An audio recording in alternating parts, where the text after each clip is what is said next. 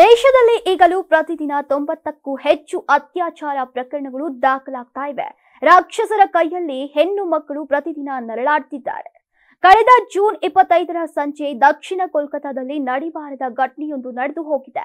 ಕಾನೂನು ಕಾಲೇಜಿನಲ್ಲಿ ಪ್ರಥಮ ವರ್ಷದ ವಿದ್ಯಾರ್ಥಿನಿಯ ಮೇಲೆ ಸಾಮೂಹಿಕ ಅತ್ಯಾಚಾರ ಮಾಡಲಾಗಿದೆ. ನೇಚರು ಮದುವೆಗೆ ಆ ಹುಡುಗಿ ಒಪ್ಪಲಿಲ್ಲ ಅಂತ ಕಾಲೇಜಿನ ಕೊಠಡಿಯಲ್ಲೇ ಗ್ಯಾಂಗ್ ರೇಪ್ ಮಾಡಿರೋದು ಬೆಳಕಿಗೆ ಬಂದಿದೆ. ಈ ಪ್ರಕರಣಕ್ಕೆ ಸಂಬಂಧಿಸಿದಂತೆ ಪೊಲೀಸರು ಕಾನೂನು ಕಾಲೇಜಿನ ಭದ್ರತಾ ಸಿಬ್ಬಂದಿಯನ್ನ ಬಂಧಿಸಿದ್ದಾರೆ.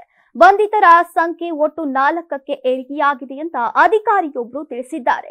ಕೃತ್ಯ ನಡೆದ ವೇಳೆ ಕಾಲೇಜಿನಲ್ಲಿ ಅಳವಡಿಸಲಾದಂತಹ ಸಿಸಿಟಿವಿಯಲ್ಲಿ ಘಟನೆಯ ಮಾಹಿತಿ ಸೆರೆಯಾಗಿದೆ.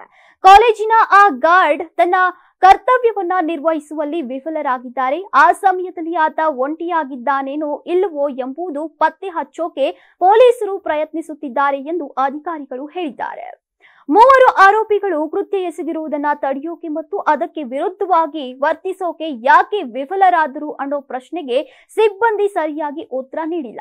ಅದಕ್ಕೆ ಅವರು ಯಾಕೆ ಮತ್ತು ಯಾರ ಸೂಚನೆಗಳ ಮೇರೆಗೆ ತಮ್ಮ ಕೊಠಡಿಯನ್ನ ತೊರೆದ್ರು ಅನ್ನೋ ಕಾರಣ ಅವರು ಉತ್ತರಿಸಬೇಕಾಗಿದೆ. ಇದು ಕೂಡ ಅಪರಾಧದಲ್ಲಿ ಒಂದು ರೀತಿಯ ಭಾಗವಾಗಿರುವಿಕೆಯಾಗಿದೆ ಅಂತ ಅಧಿಕಾರಿ ಹೇಳಿದ್ದಾರೆ. ರಾತ್ರಿ 7:30ರಿಂದ ರಾತ್ರಿ 10:30ರವರೆಗೆ ತನ್ನ ಮೇಲೆ ಕಿರುಕುಳ ನೀಡಿದ್ದಾರೆ ಅಂತ ಸಂತ್ರಸ್ತೆ ಆರೋಪಿಸಿದ್ದಾರೆ. ಈ ಮೂವರನ್ನ ಕಳೆದ ಗುರುವಾರ ಬಂಧಿಸಲಾಗಿತ್ತು. ಸಂತ್ರಸ್ತೆ ಪೊಲೀಸರಿಗೆ ನೀಡಿದ ಲಿಖಿತ ದೂರಿನಲ್ಲಿ ಭದ್ರತಾ ಸಿಬ್ಬಂದಿ ತನಗೆ ಸಹಾಯ ಮಾಡಲಿಲ್ಲ ಅಂತ ಆರೋಪಿಸಿದ್ದಾರೆ. 24 ವರ್ಷದ ಯುವತಿ ಪರೀಕ್ಷೆಗೆ ಅರ್ಜಿ ಭರ್ತಿ ಮಾಡೋಕೆ ಕಾಲೇಜಿಗೆ ಹೋಗಿತ್ತು. ಅದು ಮುಗಿದ ನಂತರವೂ ಯೂನಿಯನ್ ಕೊಠಡಿಯಲ್ಲಿಯೇ ಇರೋಕೆ ಒತ್ತಾಯಿಸಲಾಯಿತು. ಕ್ರಿಮಿನಲ್ ವಕೀಲ ಮತ್ತು ಕಾಲೇಜಿನ ಗುತ್ತಿಗೆ ಬೋಧಕೇತ ಸಿಬ್ಬಂದಿಯೂ ಆಗಿರುವಂತಹ ಹಳೆಯ ವಿದ್ಯಾರ್ಥಿ ಆತನ ಮದುವೆ ಪ್ರಸ್ತಾಪವನ್ನ ತಿರಸ್ಕರಿಸಿದ ನಂತರ ವಿದ್ಯಾರ್ಥಿನಿಯ ಮೇಲೆ ಅತ್ಯಾಚಾರವನ್ನ ಎಸಗಿದ್ದಾರೆ.